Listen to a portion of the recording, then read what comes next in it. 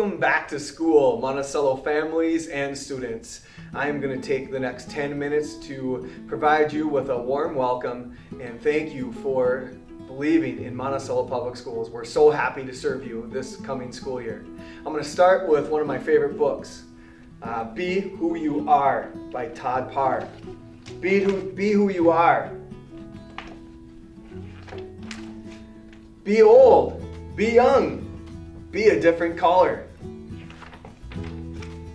Wear everything you need to be you. Speak your language. Learn in your own way. Be proud of where you're from. Be your own family. Be who you are. Be silly. Be brave. Dance, learn, play, discover, read, do math. Share your feelings, happy, mad, sad, silly, scared, proud. Be who you are. Try new things. Be confident. Stand up for yourself. Be energetic, be peaceful. Be the best that you can be. Just be who you are. I just want to welcome everybody back and let you know how proud I am to serve as your Monticello superintendent. And that book does some wonderful things. It welcomes you back, but it also reminds us that we are who we are, and every kid is going to need a little bit different something when they come back to school this year. We left on very unique terms last spring, and I just want you to know as you come back, we're going to meet your child wherever they are. We're going to give them what they need, and this is going to be an amazing school year. We will be working through a pandemic. But while we work through that, that's not going to define us. Being who we are as a district is going to define us. We're going to attack this school year with 4 very simple steps. The first step is to keep it simple. Keep it simple means that we're going to do what we know is important to education. We have our 4 strategic priorities: teaching and learning, collaborative connections, innovation and leadership, and a safe and healthy culture. We're going to stick with those. That's how you keep it simple. You stick to what you know and what you can do well and what you can control.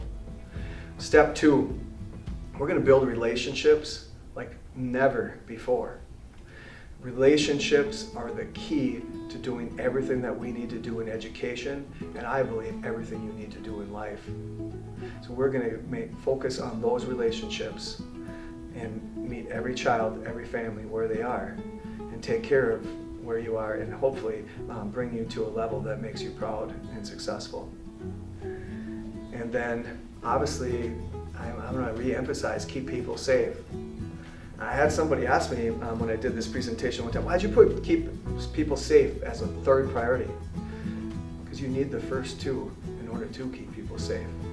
In order to keep people safe, I need relationships, and I need the trust that you know that we're going to do what it takes to keep your child safe, to keep your family safe, to keep our staff members safe. And we also need to know that if we start going all over the board and don't keep it simple, we're not going to keep people safe. So we're going back to grassroots relationship building. Keep it simple, making our relationships our priority. And if you were paying real close attention, you would know that there's one more step that we're going to take this year.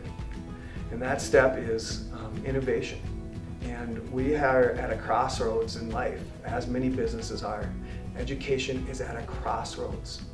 How we redefine ourselves and how we make sure we're doing what we can to attract customers, keep our customers happy, keep our people safe, keep people learning.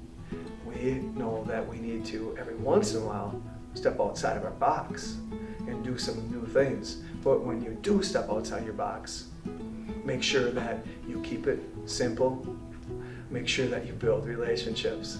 So this coming school year, yeah, we did start a nature-based education program. We could have probably served 400 to 500 students in that program. In the end, we had building leaders, teacher leaders say, we need to go a little bit slower. Build the base and then build upon the base if the market and if the need and if we get this off successful. And I say, I'm going to change that if to when we get this off successful, because we're listening to our teacher leaders to make sure that we build that small and do all of the right things. So innovation is also coming in that 50-50 classroom mindset, giving teachers the autonomy to rethink their education and rethink their content and make sure that they keep the essential standards as the priority, but then rethink of where they can deliver those standards, or rethink of how they take breaks and where they can take breaks. Just give some comfort to the teachers. One of my favorite educational systems is the Finnish system, and those of you who have worked here for a while have heard me talk about that. And I'm diving back into the Finnish system this year with creating some of our core beliefs in this innovation mindset. We may have been going too far, too fast with some of our students in slowing down and giving their bodies and giving their minds what they need throughout the day is going to be the innovation that comes from that 50-50 mindset. But then even more importantly, we had a group of 20, almost 30 teachers working to improve our instructional model using distance learning, improve our instructional model when we are in class. And so innovation doesn't always have to come with something shiny or something new. Innovation comes from doing what we know that we need to do, and that's to teach, but more importantly, students need to learn. And how do we get those learning concepts to come alive? And so that is going to be a priority that we will continue to focus on this year. But they're not new. It's keeping it simple. It's building relationships. It's keeping people safe. And it's making sure that the innovation that we do doesn't go all over the board. It's very pointed. It's very grassroots and within our belief system. And as I close here, I just want to end with a couple questions. I'm going to end with a question of, when your child comes back, make sure that that you go slow when you come back to those welcome back days. Like, watch their behavior, see what they need. Tell counselors, tell social workers, tell the teacher if you're worried about something. We are here, and that is a two-way relationship component that we need. And then my last question is, I always want you to know, and I always want to know from you, is what do you need from me as superintendent? What do you want me to know? What can I do to help? And so that's an important question that I will continue to provide avenues for you to get those thoughts to me. We will be answering all the questions that you sent to the live town hall last week that was very staticky, and we apologize again for that.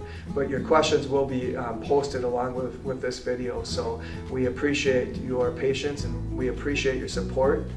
And I'd like to end by thanking everybody for choosing Monticello Public Education. We are here to serve you and serve every kid, every day. Be who you are.